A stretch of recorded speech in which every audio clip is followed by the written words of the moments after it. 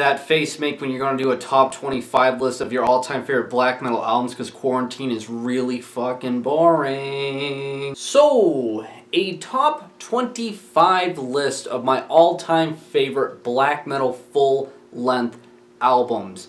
That way this video won't drag out too long. 25 through 11 I'm kind of going to speed by fairly quickly, just give you a brief description about it as to why it's one of my all-time favorites. And then when we get to 10 through 1, I'll go into more detail as to why they range in my top 10. One other rule too is that there's only one band per position, so I'm choosing a band in terms of what I consider their all-time best.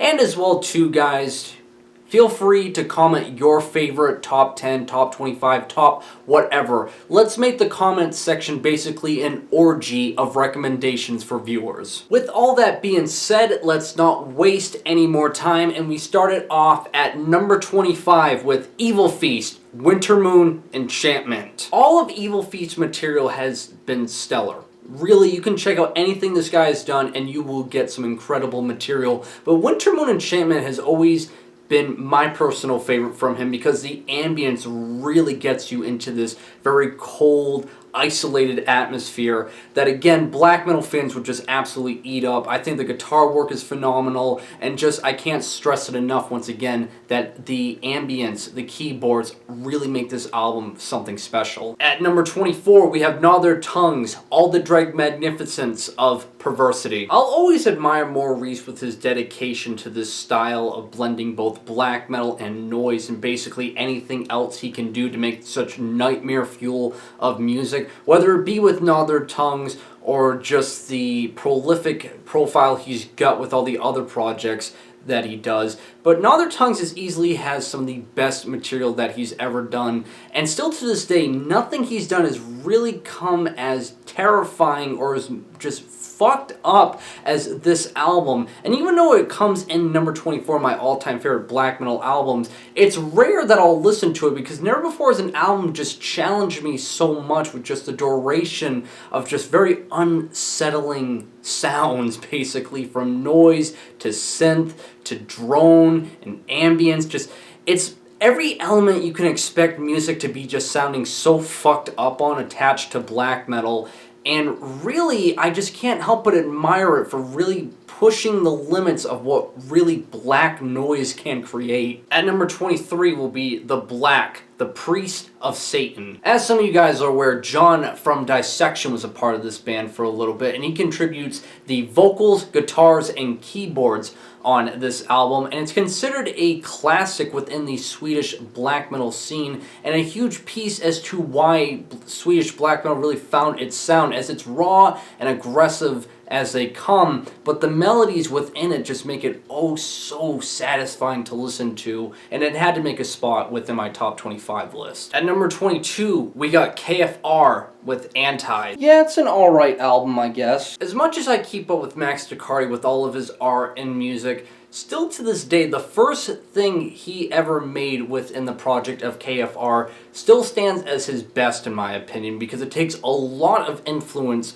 from Abruptum, but makes it all the more creepy and unsettling with these noise segments and these dark ambient segments that just, oh, just make your spine tingle, as it's a very unsettling album. And just like the Gnaw Their Tongue album I talked about earlier, it does really test your endurance as to the style of this music, as it's creepy and mind-numbing with it.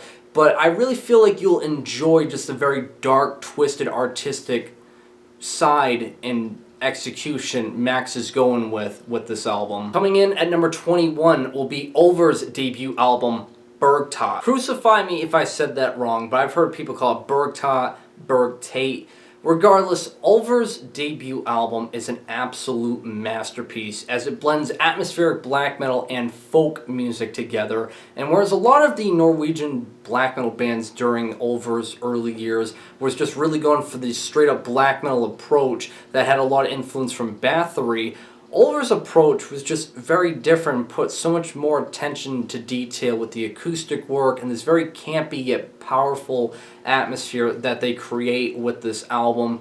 And really, it's nearly impossible, in my view, not to find some enjoyment with it, that it's a must-listen and a must-know if you're a black metal fan. At number 20, we have Master's Hammer, Ritual. Out of all the first-wave black metal bands that there are, I would say Master's Hammer has always been my personal favorite, and Ritual showcases their just absolute best ability when it comes to guitar riffs. Clearly taking a lot of influence from the early Bathory albums, but making them all the more melodic and catchy. And even though this is a black metal album, Master's Hammer definitely takes a lot of influence from traditional heavy metal here, as there's a lot of moments that have a mid-pace point that comes through that is just very traditional heavy metal, very catchy, very melodic, and they don't sacrifice the raw and aggressive production for just, really well done musicianship.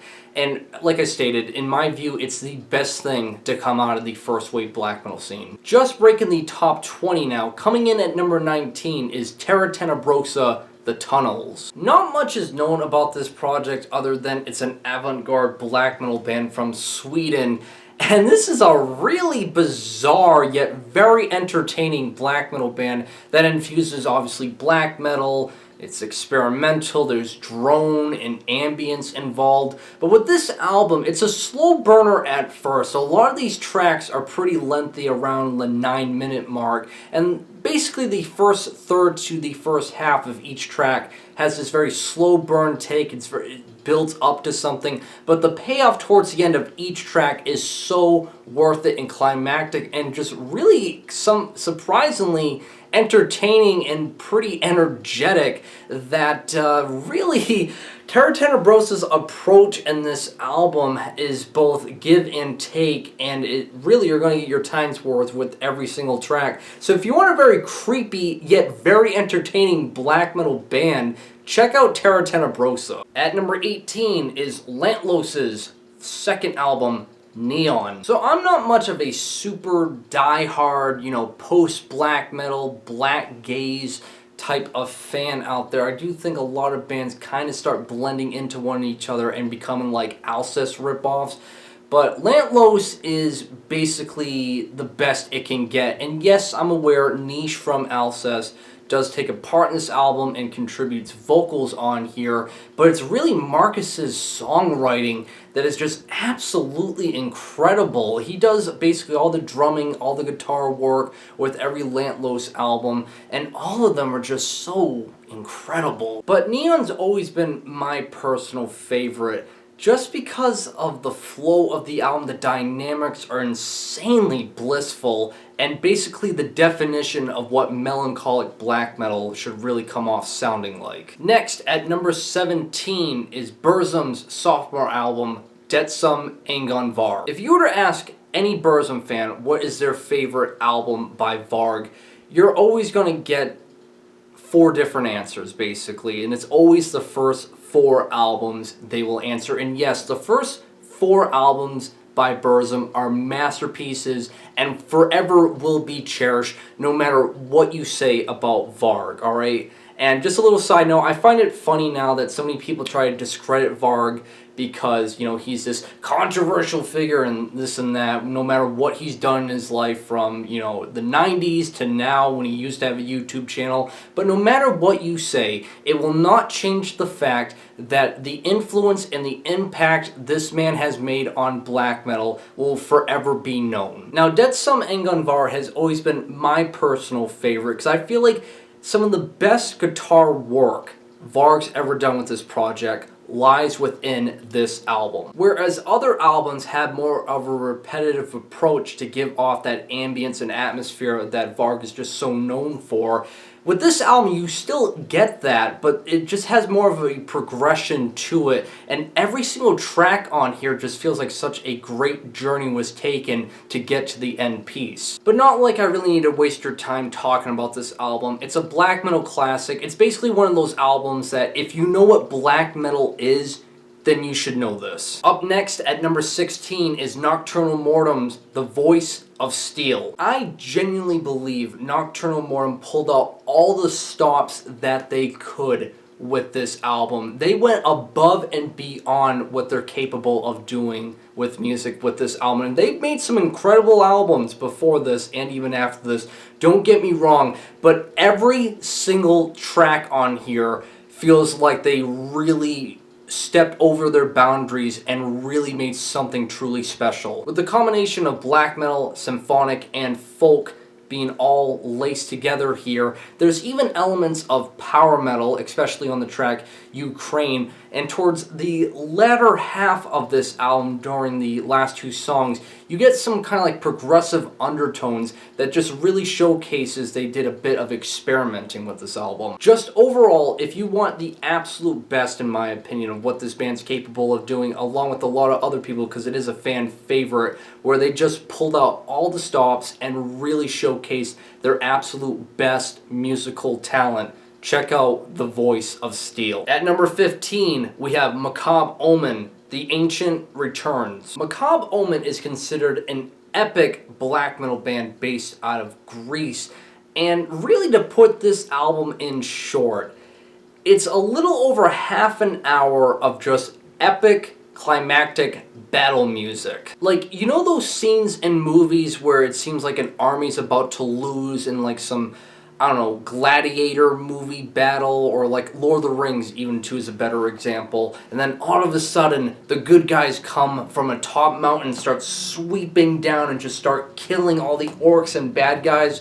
Well, that's what this album is basically the musical equivalent to. At number 14, we have the sophomore album by Ungfell. This is the youngest album on my list. It's only 2 years old, and it was my all-time favorite album of 2018. And still, to this day, I am getting so much enjoyment out of this album, from the transitions to the flow of the album to the track listings, where you have black metal, you have these folk interludes that you really just get immersed in the atmosphere and just kind of like, you know, setting and mood Ungfell's trying to create. And there's just some really killer riffs. It's a very fun album that just feels creative, but not really going overboard with experimentation. That really, you've all heard it from me before 1,000 times, and I really don't need to keep repeating myself. Ungfell is awesome. They're my personal favorite within the Helvetic Underground Committee, and still, it's one of my absolute favorite black metal albums of the previous decade. Coming in at number 13 is Soothe Knee's Offertoire. I had a really difficult time choosing between this and the previous album that Soothe Knee did last year, but the more I listen to Offertoire, the more I'm really starting to say that's my personal favorite, because the melodies just seem thicker, the vocals just have more of a climactic value to it, and it's just very well played. And it's incredible that as fast as he is playing all the instruments, the drums and the guitars, and how energetic his vocals are, just the performance is just so tight. Once again, the comparisons between Dissection are there, but I would say it's just faster and just more of everything,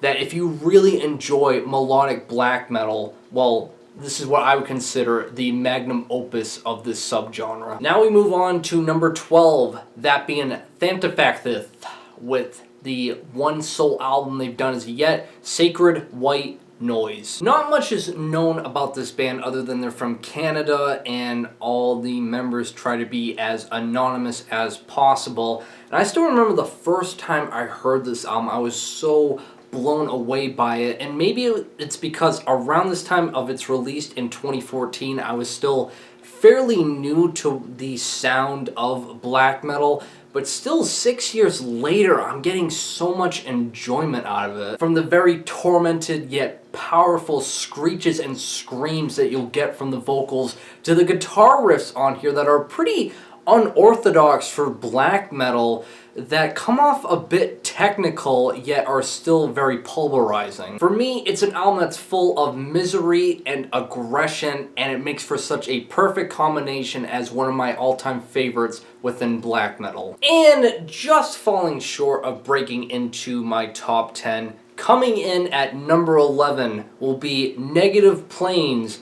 Stained Glass Revelations. I know, I just talked about this album only a week ago in my latest vinyl update, but I'll say it again.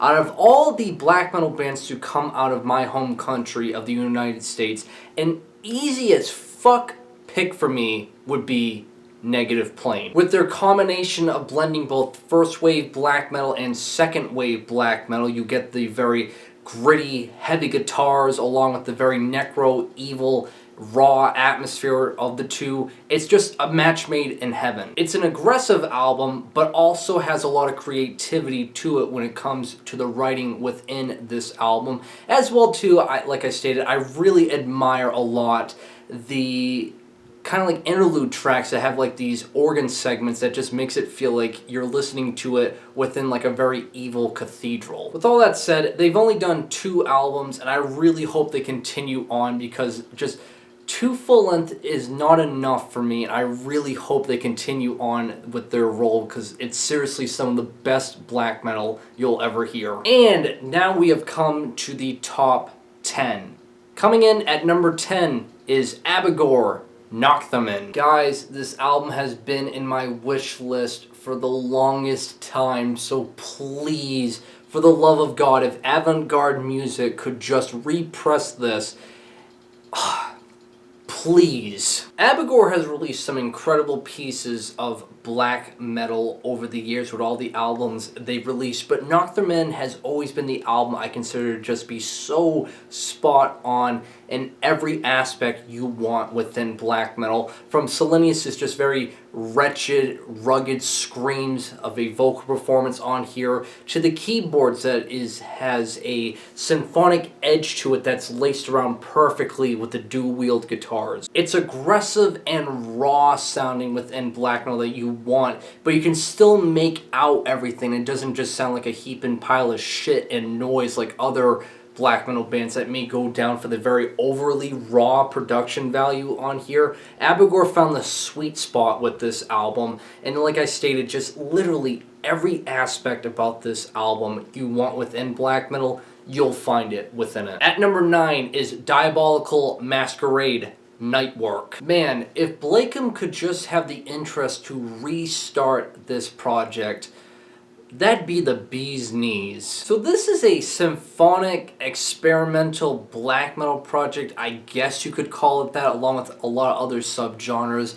But Nightwork has always been my favorite, because simply the keyboard work and Blakem's vocal performance is just absolutely incredible. Along with the absolute stellar guitar work on here that, yes, is very melodic at some parts, but also can be pretty crazy and over the top too when it needs to be when you get to all these crazy experimental moments. It's just an album that has a lot of creative ideas that just feels like a breath of fresh air, yet you can still really latch on to the writing and riffs and melodies being thrown at you. Plus, you also got Dan Swano as the producer on here, which just really adds to the very incredible melodies you'll get. Alright, now we move on to number 8, that being Azalusasath, Evil Manifestations Against Mankind. I truly believe an album that really helped propel all these ancient record bands so much hype and such a very reliable reputation is singly because of this album right here. Now, this album may be doing absolutely nothing new and it's not groundbreaking,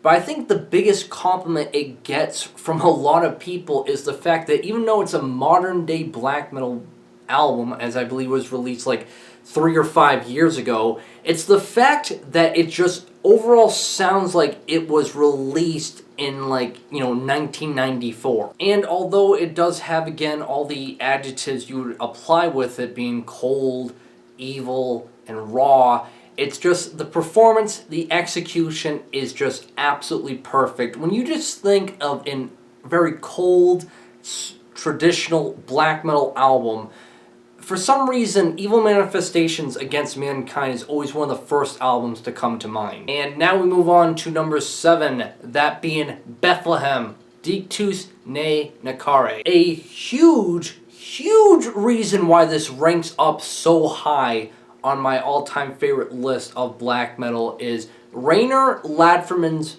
vocal performance is easily, singly, the greatest black metal vocal performance you'll ever hear. Never before have I heard vocals just so tormented and signature, and a sea of just so many vocals and pitches you'll hear. No one even comes close to the style that Rainer Ladferman gives you. Plus, what I really admire about this album a lot is that when it comes to the instrumentals, they're very basic. It's nothing new, it's just really simplistic, and because of that, you really get to have more of an attention span on Rainer's vocal performance, and I truly believe that was the main component and thing this band was relying on, and god fucking damn does it work so well. And yes, I'm aware, when it comes to black metal and extreme metal, there's so much more to it than just the vocals.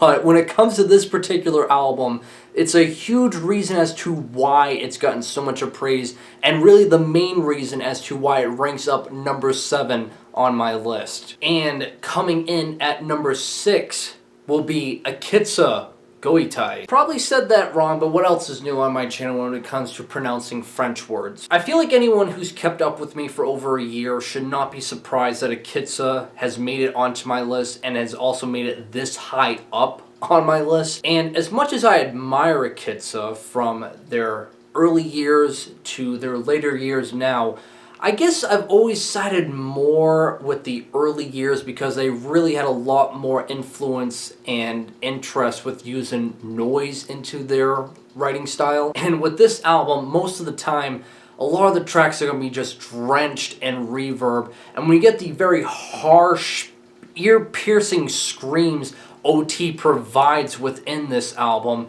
it just works so well. Plus with the album, how it's kind of laid out, it really keeps you off balance, as some parts will be this very noisy, abrasive black metal segments, then there'll be the punk segments, then there'll be the hybrid sections between black metal and punk. And though some people kind of criticize it because it's not consistent, for me, when I listen to it from start to finish, it really just keeps you on your toes more and makes you pay attention to how the album's being played. And though the writing approach on this album is pretty simplistic, I think they just put so much more attention into the execution and the harsh, vile production value that I just can't help but always go back to it more, and still to this day it remains one of my all-time favorites within black metal. And now comes the top 5. Taking the 5th spot is going to be Deathspell Omega, Paracletus. Let me tell you guys, I spent so much time going back and forth between giving it to either Paracletus or Fas Ite, but I've always just had such a stronger desire to go back to Paracletus more because it just comes off more melodic, and though it's still a very crazy experimental avant-garde black metal album, there's just something about its powerful artistic writing style that I just find kind of strangely accessible for black metal fans to enjoy, that I always find myself going back to it more than anything else within the Deathspell Omega catalog. Over the years, I've just seen countless bands take so much influence from this album, and time again, a majority of them don't even come close within just the absolute incredible power and writing style that Deathspell Omega has captured. To me, this is an album that is equivalent to capturing lightning within a bottle and just riding the fucking energy off for like 50 minutes straight, because my mind is still blown to this day no matter how many times I listen to it. And I know it is a bold statement to say this, but I wouldn't state this unless I truly believed it, that this is an album that's like decades ahead of its time, and even today it still blows away so many other bands out there. So Deathspell Omega, Paracletus, it's always going to stay probably within the top 5 for me. Coming in at number 4 is going to be quite the shocker for some of you guys, but number 4 is going to be Anon Thrak with the Codex Necro. Yep, it's not in the constellation of the Black Widow anymore, For the past couple of months, maybe it's the fact that I've listened to In the Constellation of the Black Widow countless times to the point that I'm starting to admire the other albums a bit more than I already have. But the Codex Necro, I think, is truly Unknown the Throck at their most savage. The production value is the grittiest it's ever been. Dave Hunt's not doing clean singing, and his vocals were easily the most tormented and ridiculous on this album. Along with mixed guitar work that's nothing flashy, it just seems so blunt and violently played out that, you know, I've realized now that the Codex Necro really has just their most harsh and demented material they'll ever write. And I mean, come on guys, Humanity is Cancer. That song's fucking awesome. Alright, nearing the end now with this video, taking the third spot, coming in bronze, is going to be the debut album by Pest Noire. I feel like I shouldn't dwell too much on this album talking about it, because it seems like every time I have the opportunity on this channel to bring these guys up, I'll overstay my welcome with them. But for anyone who's new to this channel, has never heard me talk about Pest Noire or doesn't even know who they are, they're a French black metal band, and throughout the years of all the albums they've released, they've always released incredible stuff besides their latest album, which I still find to be a disappointment. But the debut album just has some of their most memorable material they ever wrote. From the acoustic and Gallic folk interludes that just really gave them their own identity within black metal, to some of the more rugged and straightforward black metal approach that is very simplistic but flows along very well with their, you know, again, acoustic works. It's an album that I just admire from start to finish. You have Famine on vocals most of the time doing the guitar work, along with Niche, who does some guest spots and has some of the most throat-wrenching vocal performances you'll ever get on a black metal album. I just find it to be a very creative and artistic black metal album, and I'll just leave it there before I just ramble on for another 5 more minutes. And, you know, I feel like I've just overstayed my welcome appreciating this album. But yes, a must-listen and incredible piece of black metal is the debut by Pest Noire. Alright, now we come to the runner-up of my all-time favorite black metal album. Taking silver, coming in second, is going to be Human Serpent's Inhumane Minimalism. I don't know guys, personally at times I do think this album's a bit overrated. This is an album, honest to God, I can listen to for hours, alright? There are times that I'll listen to this album and I have to fight myself not to replay it. Like, never before has that happened to me with an album, to the point that I'm arguing inside my head not to play it anymore because there's other things I have within my music library to listen to. From the opening moment of this album, when I heard the intro scream for the opening track, I never before was so sold on an album just so quickly until that moment. But from start to finish, every second of this album is just fueled with aggression. It's heavy, it's in your face, it's obnoxious, it's loud.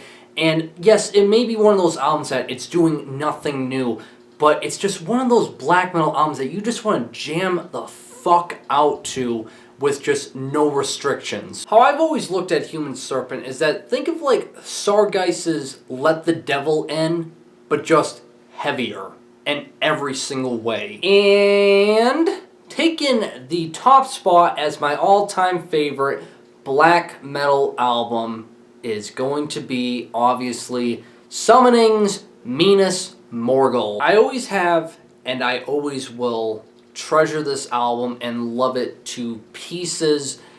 It's an album that, yes, it's not for everyone, because Summoning is not a black metal band that's trying to be the harshest. They're not trying to be the heaviest, the craziest, or the most raw. Alright? It's all about the compositions, and somehow, even with these very cheaply done programmed drums, it fits the fantasy atmosphere so perfectly that they're trying to create. I guess for me, it's just this personal connection that I just get so much nostalgia out of this album, even though I've only known about it for the past like 6 years, that never before has an album given me such a nostalgic trip without knowing anything about it, I guess. That it really feels like it's one of these lost tale, fantasy soundtracks that just feels so genuine. Plus the epic atmosphere of the guitar work and the killer vocal performance by Selenius and Protector.